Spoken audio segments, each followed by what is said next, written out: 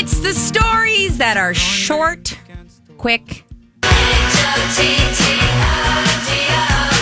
but you need them. Brittany and Kendall here with your hot to goes. We've got Travis Kelce and Jason Kelce sat down with New Heights podcast. We listened to it this morning. It's a lot of like, I'm apologizing for this specifically, but I'm not apologizing for all of it. Really?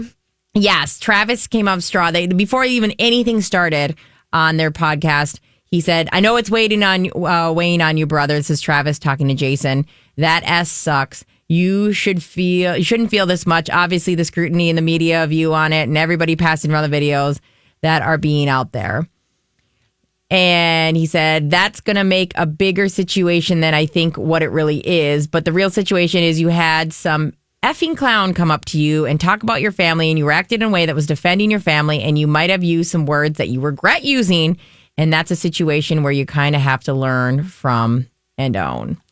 And Jason did go on to say, my biggest regret is that I used the slur. And if you remember, a guy came up to him. He was walking and saying, your brother is blanking derogative LGBTQ plus slur. A very like homophobic slur. Yeah, homophobic slur for dating Taylor Swift. Mm-hmm. And Jason reacted by then grabbing his phone, smashing it, and saying, you're the blank now, or something along those lines. Like, who's the beep now? Yeah, and it was like, well, I think everyone was like kind of okay. I don't know. It wasn't great overall. No. And I think, Mike, you have the best take on it. Mm-hmm. Yeah, just basically the fact that Jason's to the point now and they've had this level of success and they're adjacent to the people that are at a certain level of success where drinking with random college students every weekend is probably something he's going to have to say goodbye to. Yeah, you're under a microscope now and you've hit a level of fame that you just... Sorry, doll. Like the crushing beers after celebrating Philly winning, that's one thing. Like to win the Super Bowl and like everyone's going to give you a free pass. Plus, like Philly is its own beast. They have their own personality. They have what's okay in Philly is not okay with a lot of other people. But that's the problem, though. It's a blurred kind of lines, especially with the drinking. Like 100%. It's like so. Like that character that he's been forever that did help get him where he is. Like to your point, like he can't. If you're going to be a national treasure and a national spokesperson and get one of these roles that like they are sought after. Yeah. There are so few of them and so many people that want them. Yeah, like, especially retired athletes all want these jobs. Like all you know, next thing you know, your brother and Taylor break up and you do this again and suddenly you're out the job. Yeah. Like your job security's gone. I think Tina Fey said it best to Bo and Yang is when you're at that level, authenticity is expensive. So... Amen.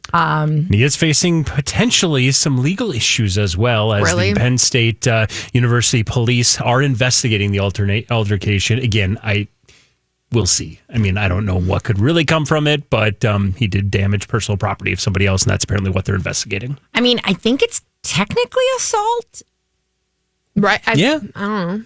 And again, like it's that weird line because like we do love rooting for somebody who like stood up for himself, right? Yeah. And like you say it you say it on the computer, it's a cop out. You say it in the street, it's a knockout. Like, but you can't, like Jason, you can't let those people throw you off anymore. You're not at that level anymore. Like he was a college student, like a drunk kid with a phone. Like who cares? It would have been nothing Literally for you to just keep walking. You would have been have to like go, okay, that was said to me, live my life.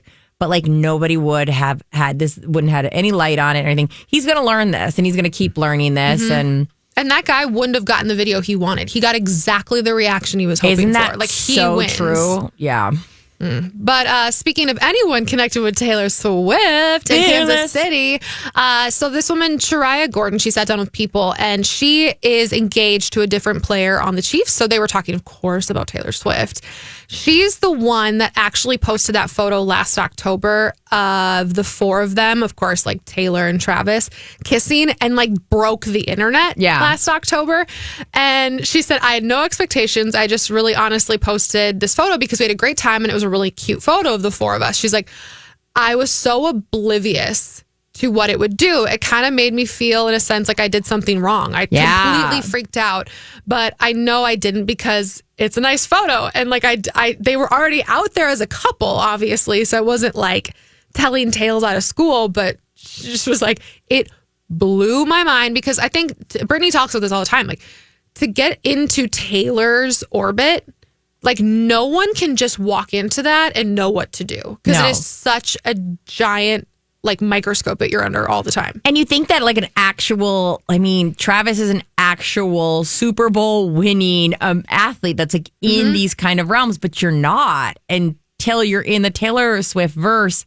And also, it's like one thing that we're learning is, like, we have to allow these people to love out loud. And it seems silly. And, like, she used to have all of her relationships under lock and key. Like, we didn't know about Joe Alwyn for so long, and they never posted anything. So it's actually, as a Swiftie, kind of fun to see her having people post a picture of her kissing her boyfriend. And it's like, what is the big, okay, so you do it out loud and you break up and it hurts. You do it in private and you break up and it hurts. So, like, you might as well let the world see it. We want to. Mike, do you want the Swiftie-verse to love out loud, you Swiftie? I absolutely do. Yes. And I also love how it's brought so many more people to the NFL, even though all those dads, Brads, and Chads might be upset about it. Insert giant eye roll.